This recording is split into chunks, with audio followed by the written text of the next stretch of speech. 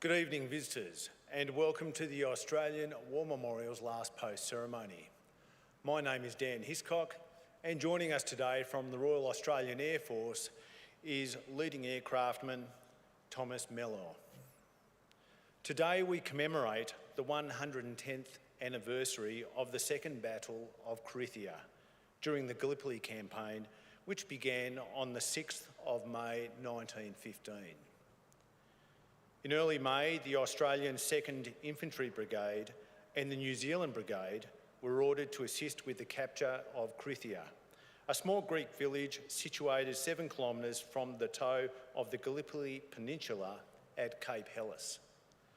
On the 6th and 7th of May, Anzac troops watched as French and British infantry tried to advance across open ground leading to Krithia and Achibaba Hill beyond. Little progress was made. The New Zealanders and Australians joined the battle the next day. Pressing on under increasingly heavy enemy fire, that afternoon the Australians covered around 500 metres before being forced to ground with heavy losses. Krithia still lay some 2,000 metres away.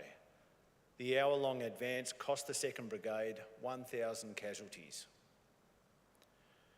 Shortly you will hear the story of 2nd Lieutenant Thomas McLeod Carmichael, who died during the Second Battle of Krithia. We are honoured to acknowledge Madam Po Kyu Choon, Deputy Permanent Secretary for the Brunei Darussalam Ministry of Defence, accompanied by Mr Ben Davey, Assistant Secretary, South East Asia, International Policy Division, Department of Defence, and the accompanying delegation.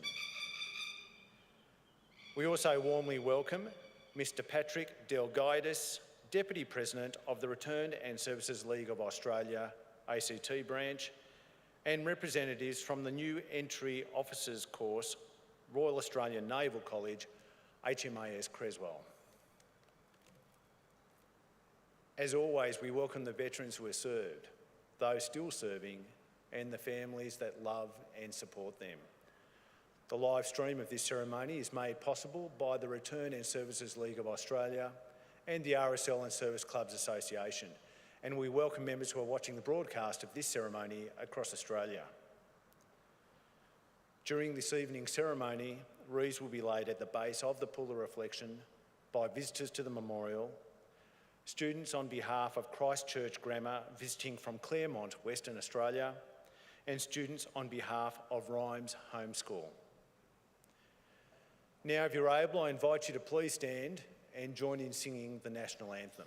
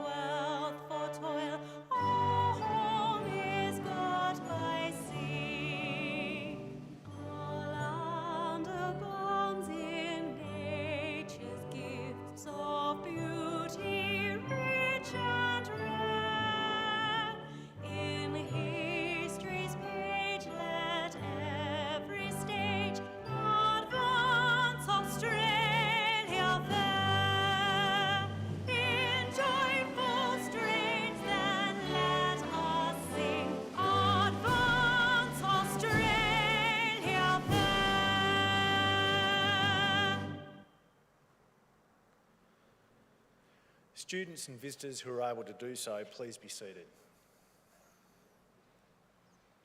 The Australian War Memorial was the vision of Charles Bean, Australia's First World War official historian. Bean landed with the Australian troops on Gallipoli and stayed with them at the front through to the end of the war. The idea of this national memorial and museum came to him at Pozières, France, in the depths of the bloody fighting of 1916. Bean's idea was that this would be a place where families and friends could mourn loved ones buried in faraway places. It would also be a place that could help all Australians understand what these men and women had endured and what they had done for us. Bean's vision, to which we remain true, is best expressed as inscribed in the entrance to the memorial's galleries. Here is their spirit in the heart of the land they loved, and here we guard the record which they themselves made. Tonight, we will read the story behind just one of those on the Roll of Honour, which lists the names of more than 103,000 men and women who have given their lives for us in war and on operations for more than a century. But first we present a lament, Flowers of the Forest. Wreaths or floral tributes will now be laid at the base of the pool of reflection.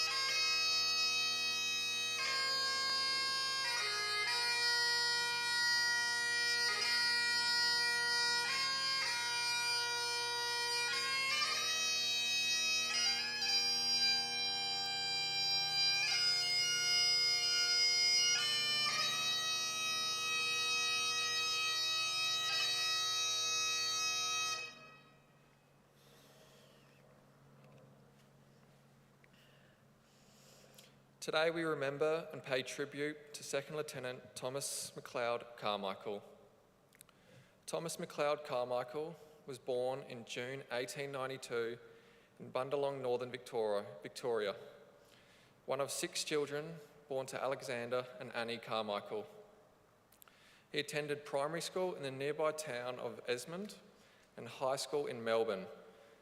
After leaving school, he became a high school teacher and taught woodworking in Benalla High School. Known as Tom, he was a keen athlete and football player. Whilst living in Melbourne, he completed 5 years of military service in the senior cadets, by the end of which he was a company commander. When the First World War broke out in August 1914, Carmichael volunteered for service in the Australian Imperial Force. With his previous military service, he was rapidly promoted to the rank of sergeant.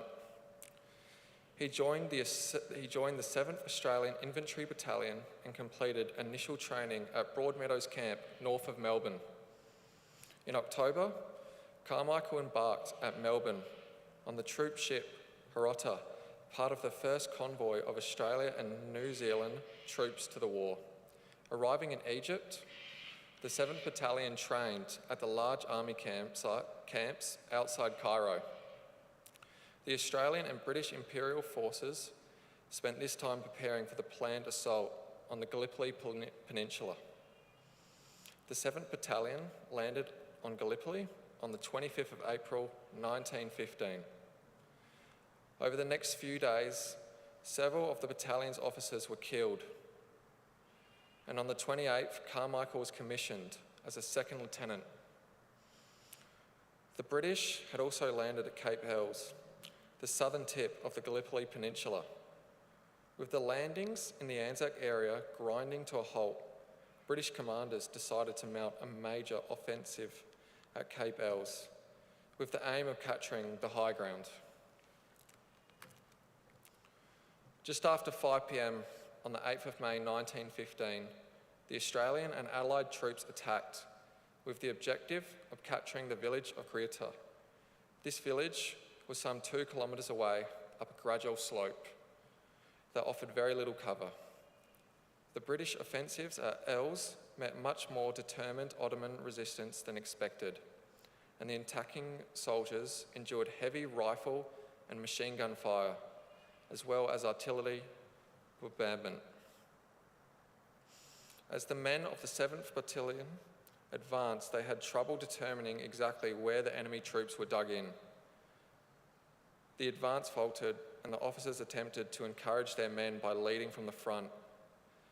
Leading one short charge, Carmichael was struck several times by bullets and severely wounded, dying of his wounds shortly afterwards. He was 22 years old. The attack on Krithia had failed, and the record-keeping of the AIF in these early campaigns was poor. As a result, authorities took some time to determine the details of Carmichael's fate. In August 1915, his mother Annie wrote to Australian authorities seeking information about her son's whereabouts. Some of Tom's mates had written to her saying that he had been killed, and she had even received 2 letters of condolence, but officially he was listed as wounded. Only in March 1916, 10 months after his death, did the investigation conclude, and it was ascertained that he had died. Carmichael's final resting place is unknown. He is commemorated at the Helles Memorial on the Gallipoli Peninsula, alongside more than 20,000 British Imperial troops who died in the campaign and have no known grave. In Australia, Carmichael was survived by his mother, brother and sister. 3 other members of Carmichael's family served in the AIF. His older brother, Gunner John Carmichael, served in the 5th Field Artillery Brigade and survived the war, returning to Australia in 1919. One of his cousins, Trooper Leslie McLeod, on the 9th Light Horse Regiment, died of disease at sea. Another cousin, Private Alexander McLeod, who served in the 7th Battalion and was killed in the Anzac area of Gallipoli in August 1915. Second Lieutenant Thomas McLeod Carmichael is listed on the Roll of Honour on my right, amongst almost 62,000 Australians who died while serving in the First World War. His photograph is displayed today besides the pool of reflection. This is one of the many service one of the many stories of service and sacrifice told here at the Australian War Memorial. We now remember Second Lieutenant Thomas McLeod Carmichael, who gave his life for us, for our freedoms, and in the hope of a better world.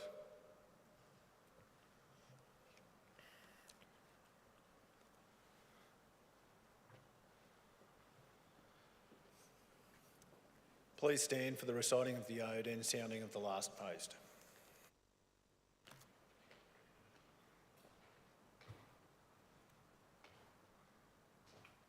They shall grow not old, as we that are left grow old. Age shall not weary them, nor the years condemn. At the going down of the sun and in the morning, we will remember them. We will remember them.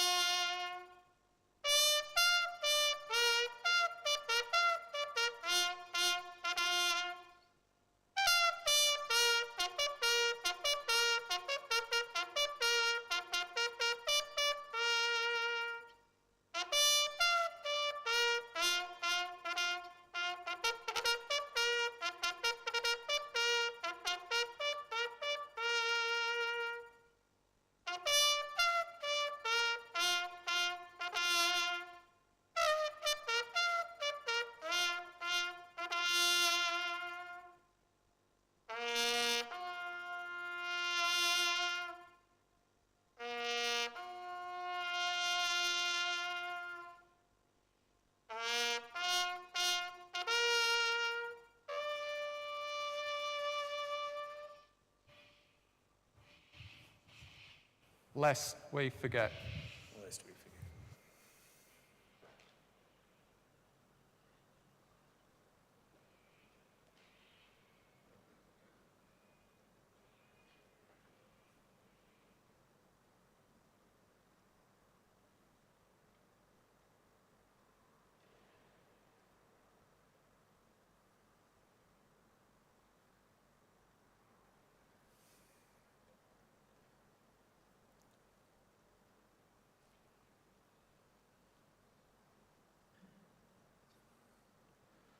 We'll leave you this evening with the words of the memorial's founder, Charles Bean. Many a man lying out there at Poziere or in the low scrub of Gallipoli with his poor, tired senses barely working through the fever of his brain has thought in his last moments, well, it's over, but in Australia, they will be proud of this. Ladies and gentlemen, girls and boys, that concludes the last post ceremony. On behalf of the Director, the staff and the volunteers, thank you for visiting the Australian War Memorial today and for your continued support during the Memorial's development project. Wish you all a very pleasant evening. Thank you.